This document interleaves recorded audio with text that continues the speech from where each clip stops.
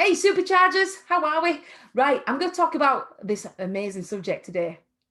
Death, the death spiral. Now, up to 90% of businesses fail in the first 10 years of being in business. And that's according to the UK government. Now, I'm laughing because why should it be 90% of failure rate? Why can't it be a 90% success rate? Now, the biggest thing that helps you become successful is goal setting. But this is it. Not many of us know how to set goals. Now, many of us will say, yes, I know how to set goals, Paula, but when it comes down to it, you don't, because I check them every time. And before I know it, people set tasks as goals, not goals as what they want to achieve. And then the task is how to achieve it. They set the tasks as goals. That's not goal setting, guys. However, it's an element of goal setting because it's like a to-do list. You write down and make it clear from your head what you want to achieve. Now, when we set goals, when I first work with people like yourself at this stage, you might set 5 or 6 goals.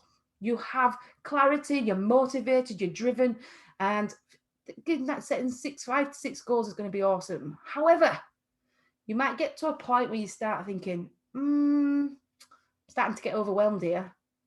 And then you go to the next point, I'm missing deadlines here.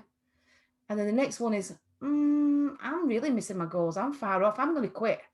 Because self-doubt starts to kick in, the negativity mindset starts to kick in, and it's easier to quit than it is to learn what you need to learn to be able to achieve those goals.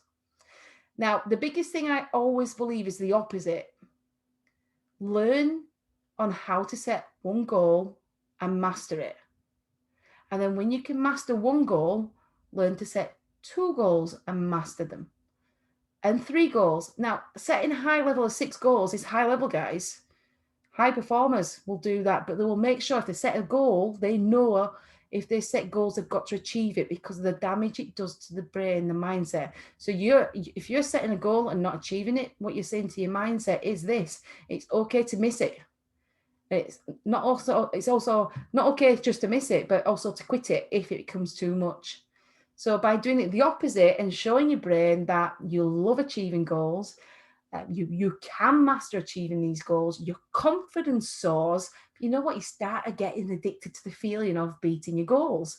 So if you start doing it slowly, you know the power of the 1%, small goals often, before you know it, you're feeling amazing. You know how good you are. You're steaming ahead and you are creating and beating these goals. Okay. So anyway, before we go into that stage, where most business owners start is they miss the goals. And then when they start missing the goals, they start to panic. And when they start to panic, oh my God, decision making goes out of the window. So what they tend to start doing is when they start going to panic, they don't start thinking logical, they start thinking emotional. So, oh God, what do I need to do to be able to make sure I get back on track? Or what do I need to do to make sure I actually smash this goal? And they start then listening to other people as to what worked with them and what to do. And they're chasing then shiny objects. I call it the SOS syndrome. It's like squirrel there, squirrel there. And before they know it, they've totally lost focus, causing more damage and more overwhelm.